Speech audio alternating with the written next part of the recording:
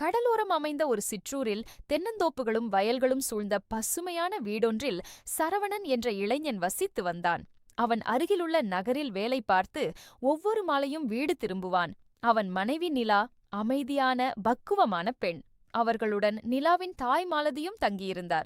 வயது 48 ஆனாலும் முகத்தில் கவர்ச்சியும் பேச்சில் இனிமையும் கொண்ட மாலதிதான் வீட்டின் ஒழுக்கத்திற்கு அடித்தளமாக இருந்தார். ஆனால் நாளாக நாளாக அவரது பரிவும் சிரிப்பும் சேலையின் ஈரமான ஓரமும் சரவணனுக்குள் ஒரு புரியாத உணர்வை வளர்க்கத் தொடங்கின. முதலில் அவனுக்கு மாமியார் மீது மரியாதை மட்டுமே இருந்தது.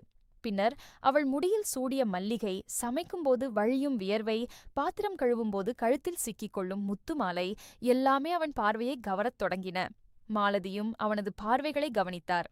முதலில் வெறுப்பாக இருந்தாலும் பிறகு அந்த பார்வைகள் அவருக்குள்ளும் ஒரு சிறு அசைவை ஏற்படுத்தின. இருவருக்குமிடையே வார்த்தைகளுக்கு இடமில்லாத ரகசிய பிணைப்பு உருவெடுத்தது.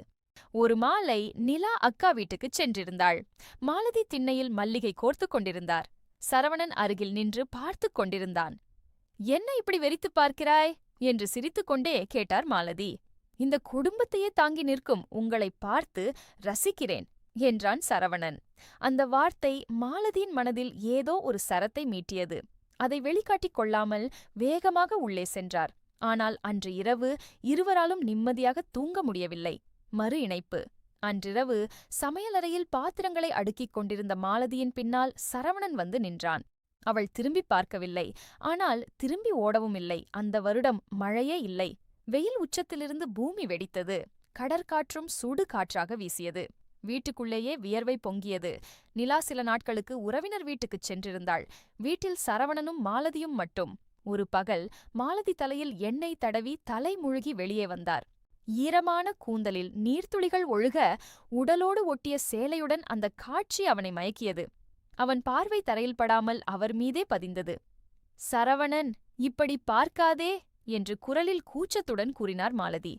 "மாமி, உங்களை பார்க்கும் போதெல்லாம் எனக்குள் ஏதோ செய்கிறது, அடக்க முடியவில்லை" என்று மெல்லிய குரலில் சொன்னான். அந்த வார்த்தைகள் அவரை அதிர்ச்சியிலும் அதே நேரம் ரகசிய வெப்பத்திலும் ஆழ்த்தின. இது தவறு என்று வாயால் சொன்னாலும் அவளுடைய கண்கள் அவனை விட்டு நகர மறுத்தன.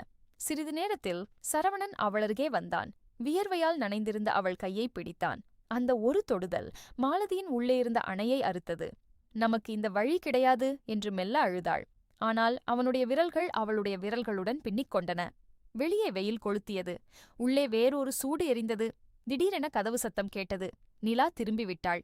இருவரும் சடாரென பிரிந்தனர். மறு இணைப்பு. அன்று இரவு நிலா உறங்கிய பின் மாலதி திண்ணைக்கு வந்தார். சரவணன் ஏற்கனவே அங்கு இருந்தான். இருளில் ஒருவரையொருவர் பார்த்து கொண்டனர். வார்த்தைகள் எதுவும் பேசப்படவில்லை. ஆனால் ஒரு மின்மினி பூச்சி அவள் தோளில் வந்து உட்கார்ந்தபோது அதை விரட்டுவதற்காக அவன் கை அவள் தோளைத் தொட்டது. சில வினாடிகள். ஒரு மாலை நிலா அருகில் வீட்டிற்குச் சென்றிருந்தாள். மாலதி சமையலறையில் பாத்திரங்களை அடுக்கிக் கொண்டிருந்தார். சரவணன் தண்ணீர் குடிப்பதற்காக உள்ளே வந்தான்.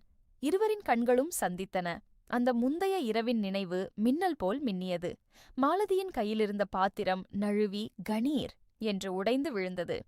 நிலா விழித்துக் கொள்வாளோ என்ற பதட்டத்தில் இருவரும் சிலை போல் நின்றனர்.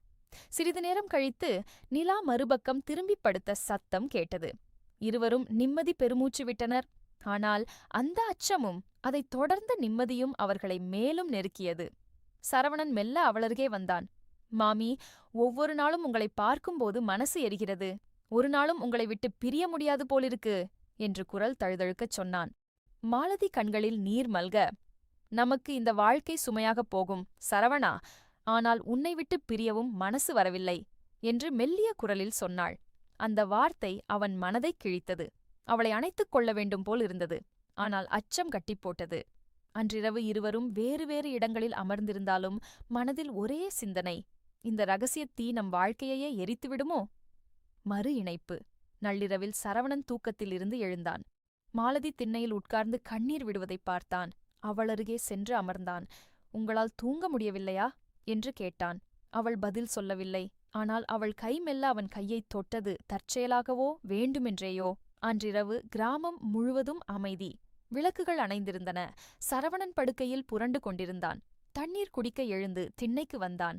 மாலதியும் தூங்காமல் இருந்தார். முகத்தில் சோர்வும் கண்களில் மின்னலும்.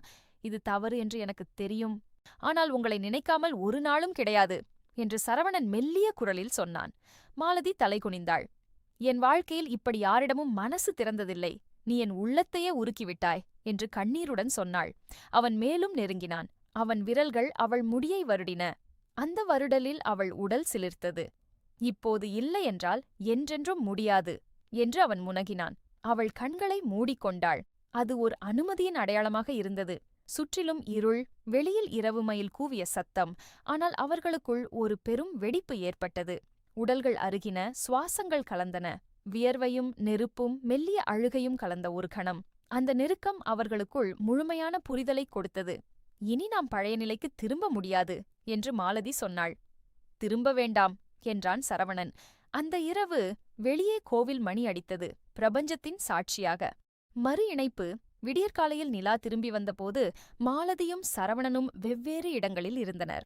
ஆனால் அவள் உள்ளே நுழையும்போது சரவணனும் மாலதியும் ஒருவரையொருவர் மறைத்துப் பார்த்துக் கொண்ட கணங்களை அவள் கவனித்தாள். அவள் உதடுகள் இறுகின. இங்கே என்ன நடந்தது என்று கேட்கும் பார்வையை மட்டும் வீசிவிட்டு உள்ளே சென்றாள். அன்று முதல் வீட்டில் ஒரு பதற்றம் நிலவியது. பொருட்கள் நழுவின, உரையாடல்கள் நின்றன. நிலா எதுவும் கேட்கவில்லை. ஆனால் எல்லாவற்றையும் கவனித்தாள். ஒரு மாலை சரவணனும் மாலதியும் அருகில் அமர்ந்து பேசிக் கொண்டிருந்தனர். நிலா திடீரென வந்தாள். அம்மா, நாளை நாம் ஊருக்குப் போகலாம் என்று சாதாரணமாகச் சொன்னாள். மாலதி முகம் வெளிரி போனார். சரவணன், இப்போதா என்று கேட்டான். இப்போதுதான் என்று நிலா பதிலளித்தாள். அன்றிரவு மூவரும் ஒரே வீட்டிலிருந்தும் ஒருவரையொருவர் பார்க்காமல் இருந்தனர். நிலா உறங்கிய பின் மாலதியும் சரவணனும் திண்ணையில் சந்தித்தனர். நிலா எதையோ சந்தேகிக்கிறாள் என்று மாலதி நடுங்கினார். அவளிடம் சொல்லிவிடுவோமா என்றான் சரவணன். ஒருபோதும் கூடாது, அது இந்த வீட்டை இடித்துவிடும் என்று கதறினாள். அவர்கள் கட்டித் தழுவி நின்றனர். அது ஆறுதலுக்காகவா அல்லது பிரியாவிடைக்காகவா என்று புரியவில்லை. விடியற்காலையில் நிலாவும் மாலதியும் புறப்படத் தயாரானார்கள்.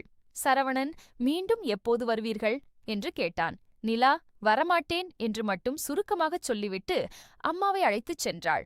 மாலதி திரும்பி பார்க்காமல் நடந்தார். ஆனால் கடைசியில் வீட்டின் மூலையில் ஒரு முறை திரும்பினார். அவள் கண்களில் காதலோ குற்ற உணர்வோ இரண்டும் கலந்து தெரிந்தது. சரவணன் திண்ணையில் நின்று பார்த்துக் கொண்டிருந்தான். மறு இணைப்பு. வாரங்கள் ஓடின. ஒரு மாலை கடற்கரையில் நடந்து கொண்டிருந்த சரவணன் தூரத்தில் ஒரு பெண்ணை கண்டான். அவள் திரும்பினாள். மாலதி தனியாக.